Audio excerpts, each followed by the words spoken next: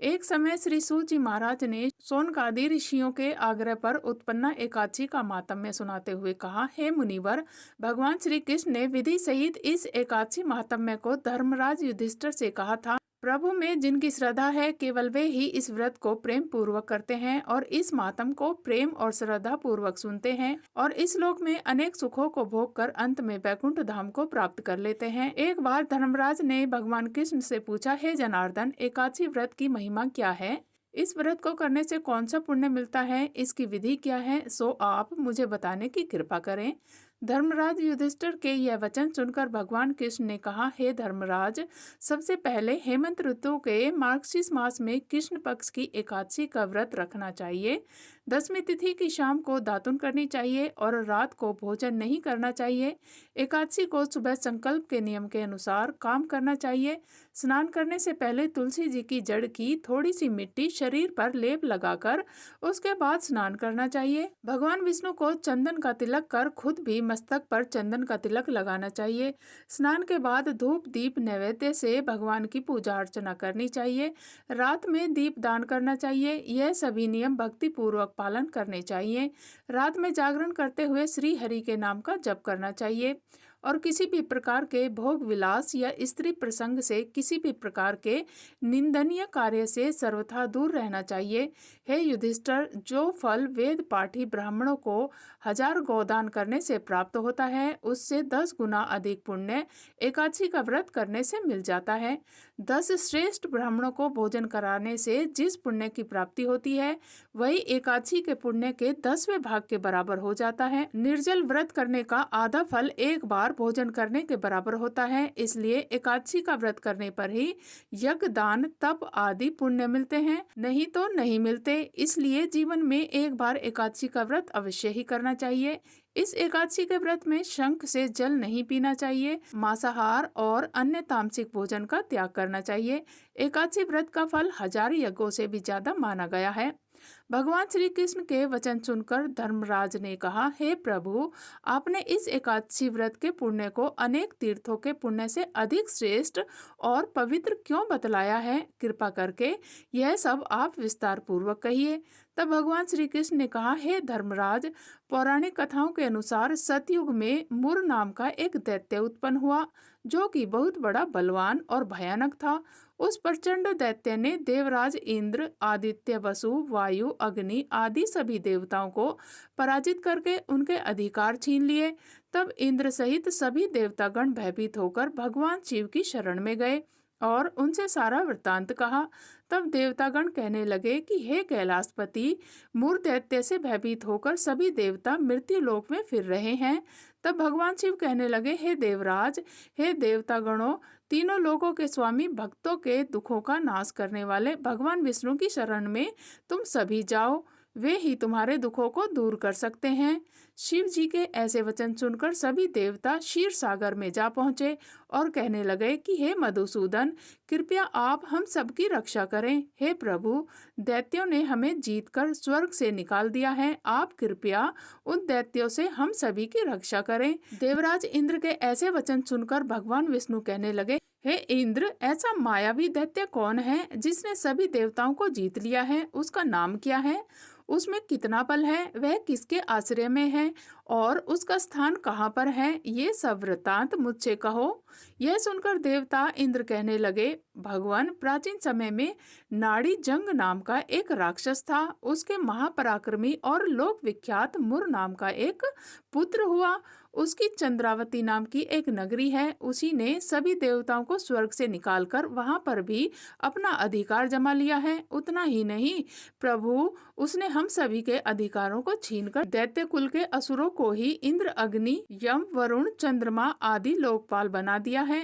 वह स्वयं सूर्य बनकर पृथ्वी को तापता है और स्वयं मेघ बनकर वर्षा भी करता है। अतः हे मधुसूदन, कृपया आप इस बलशाली भयानक असुर का संहार करके हम सभी देवताओं की रक्षा करें। देवेंद्र के मुख से ऐसे वचन सुनकर भगवान विष्णु कहने लगे, हे देवताओं, मैं आपके शत्रु का शीघ्र ही संहार करूंगा। आप सभी इसी समय मेरे साथ चंद्रावती नगरी चलिए।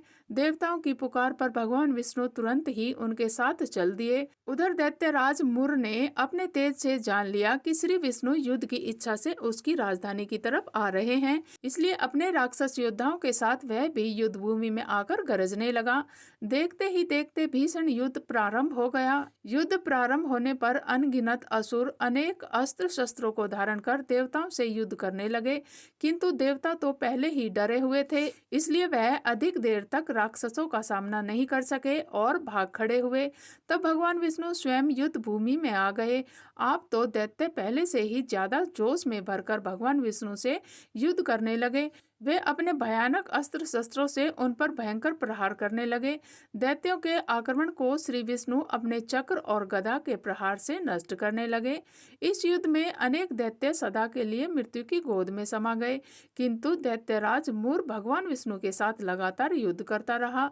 उसका तो जैसे अभी बाल भी बाका नहीं हुआ था। वह बिना डरे और बिना थके हुए युद्ध कर रहा था। भगवान विष्णु मूर राक्षस को मारने के लिए जिन जिन शस्त्रों का प्रयोग करते, वे सब के सब उसके तेज से नष्ट होकर उस पर पुष्प के समान गिरने लगते। अनेक अस्त्र शस्त्रों का प्रयोग करने पर भी भगवान विष्णु उससे जीत नहीं सके। तब वे आपस में मल्ल युद्ध करने लगे। भगवान श्री हरि उस असुर से देवताओं की रक्षा हेतु सहस्त्र वर्ष तक युद्ध करते रहे, किंतु उस असुर से जीत नहीं पाए। अंत में भगवान विष्णु शांत होकर विश्राम करने की इच्छा से बद्रिकाश्रम स्थित 38 कोस लंबी एक द्वार वाली हिमवती नाम की गुफा में प्रवेश कर गए। हे धर्मराज, उस गुफा में प्रभु ने फिर शयन किया।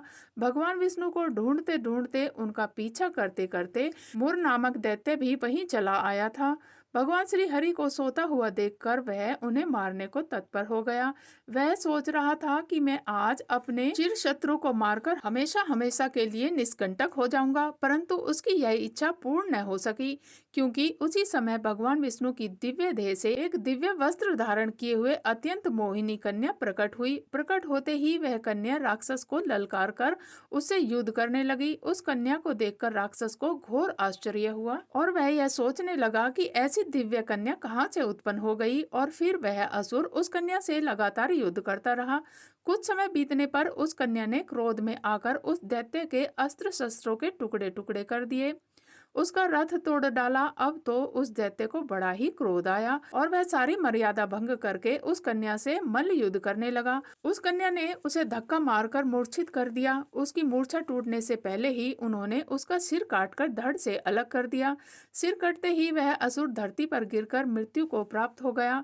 बाकी बचे हुए असुर अपने राजा का ऐसा दुखद अंत देखकर भयभीत होकर पाताल लोक में भाग गए।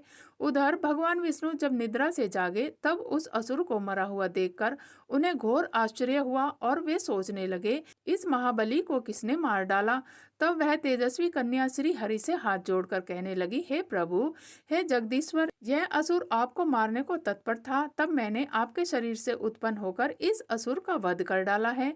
कन्या की बात सुनकर भगवान बोले, देवी, तुमने इस असुर को मारा है, इसलिए मैं तुम पर अत्यंत प्रसन्न हूँ।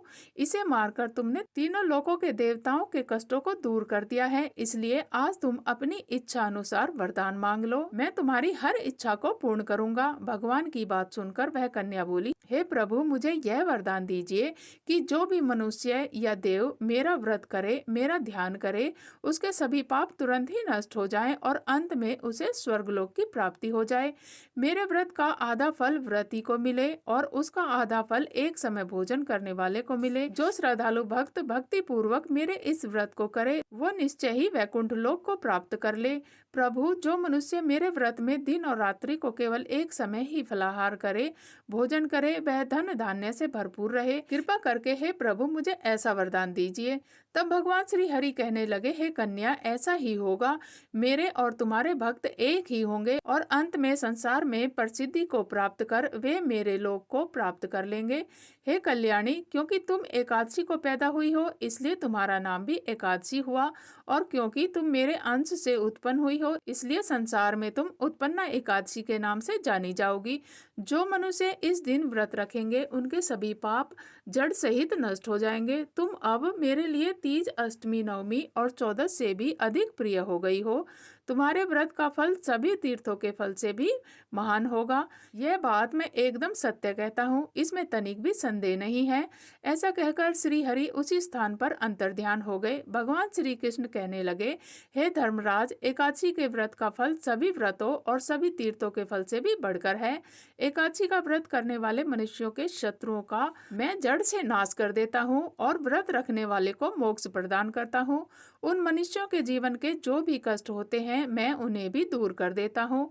इसलिए मुझे अत्यंत प्रिय एकादशी के व्रत को करने वाला प्राणी सभी ओर से निर्भय और सुखी होकर अंत में मोक्ष को प्राप्त होता है। हे कुंती पुत्र, यह मैंने तुम्हें एकादशी की उत्पत्ति के विषय में बतलाया है। एकादशी व्रत सभी पापों को नष्ट करने वाला और सिद्धि प्राप्त करने वाला है। श्रेष्ठ मनुष्य को दोनों पक्षों की एकादशी को एक समान ही समझना चाहिए, उनमें भेदभाव नहीं करना चाहिए। जो मनुष्य इस एकादशी मातम का श्रवण या पठन करेंगे उन्हें अश्वमेध यज्ञ के समान फल की प्राप्ति होगी। श्री सूत जी महाराज इस कथा को सुनाकर कुछ क्षणों के लिए मौन हो गए।